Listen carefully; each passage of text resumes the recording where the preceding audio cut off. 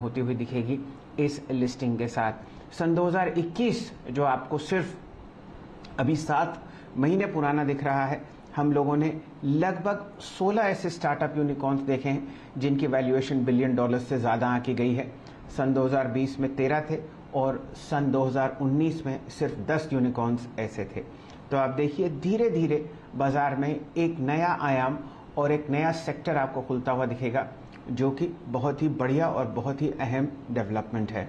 ये मान के चलिए कि अगर आपके पास एक अच्छा आइडिया है तो आपके पीछे पैसा दौड़ेगा, और अब ज़माना एंटरप्रेन्योर्स का है जो आपको लिस्ट करते हुए दिखेंगे अपनी कंपनीज भारतीय स्टॉक एक्सचेंजेस पर। सन 2002 के बाद .com बबल जब बस्ट हुआ तो 3 कंपनीज उभर के आई थी, बहुत ही छोटी थी, और उनके आईपीओज भी बाजार में इसी तरीके से आए थे। उनका नाम है फेसबुक, गूगल और अमेजन। बहुत छोटी कंपनी थी जिसकी लिस्टिंग तो पिछली सेंचुरी में हुई, लेकिन उभर कर वो आपको आती हुई दिखी सन 2000 के दशक में।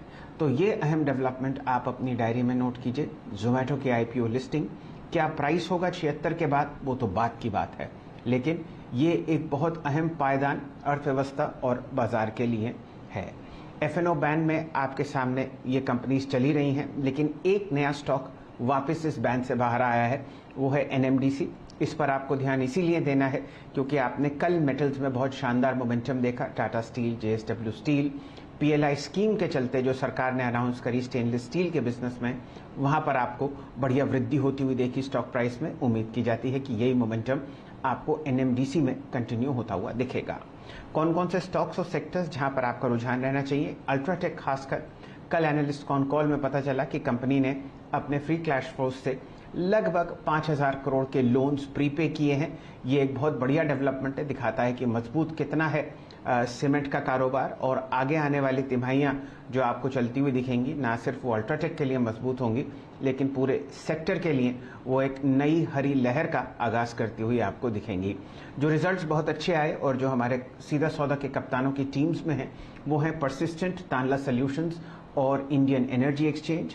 और जहां मायूसी हल्की सी हाथ लगी लेकिन फिर भी नतीजे शानदार थे, वो हैं emphasis, ICICI general insurance, Biocon, south Indian bank और कैनफिन होम्स। तो ये कुछ सेक्टर्स और स्टॉक्स हैं जहां पर मेरी नजर है। लेकिन फिलहाल आपको निफ्टी पर क्या करना है ये बताते हुए दिखेंगे कुमार साहब। वीरेंद्र जी, कल हम लोगों ने लगभग 192 अंक वापस जोड़े अपने निफ्टी में। 15,824 ऑलमोस्ट दिन का उच्चतम लेवल आपको बंद होता हुआ दिखा। बताइए ऑप्शंस में कॉल्स और पुट्स क्या बता रहे हैं, क्या तेजी बढ़ेगी? जी हाँ शैल जी, देखिए कल एक गैप अप ओपनिंग मिली और गैप अप ओपनिंग के बाद एक पशुपेश थी कि क्या करना चाहिए क्या नहीं करना चाहिए। 2 लेवल्स थे जो हमने डिस्कस किए थे सुबह सुबह, और कम से कम नहीं तो 10 बार डिस्कस किए होंगे सुबह सुबह। वो था 20 डे एक्सपोनेंशियल मूविंग एवरेज 15,741-750। उसको निकालने के बाद निफ्टी ने फर्स्ट इंस्टेंस में ये इंडिकेशन दिया था कि वो स्ट्रगल नहीं कर रहा है इस गैप अप ओपनिंग के बाद, वो अपने इस मूव को एक्सटेंड करेगा। और उस एवरेज के बाद शैल जी करीब करीब 75 पॉइंट और मिले। तो मेरे लिए वो क्रक्स था निफ्टी के बिहेवियर में, वो कल का क्रक्स था। कल वॉल्यूम्स भी अगर देखें तो ठीक ठाक थे। और एक और चीज मैं कहना चाहूंगा, 741-751 को निकाला, 20 डेमा 10 डेमा पार किया, और उसके बाद इसने जो सबसे महत्वपूर्ण चीज की शैल जी, वो था 800 के कॉल राइटर को ऑन एक्सपायरी डे बाहर खींचा। 741 751 की इंपॉर्टेंस ये भी थी, और वो आपको नजर आएगी एफआईएस के स्टेट्स में। कल एफआईएस की कैश में सेलिंग काफी कम थी शैल जी, जो ग्लोबल माहौल था उसको देखते हुए। नेट कैश फ्लो था बाजार में 700 करोड़ रुपए का, क्योंकि 942 करोड़ रुपए की अगर आप देखें डीआईएस ने बाइंग करी और 250 करोड़ रुपए की एफआईएस ने सेलिंग करी। लेकिन क्रिटिकल क्या था? क्रिटिकल कल ये था कि शॉर्ट कवरिंग आई।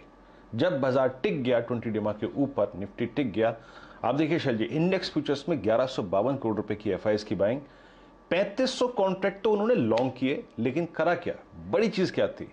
वो थ्रस्ट आ रहा था शॉर्ट कवरिंग का। 11,000 कॉन्ट्रैक्ट शॉर्ट कवर किए, दैट्स गुड। इंडेक्स फ्यूचर्स में तो अच्छी बात थी कि शॉर्ट कवरिंग थी।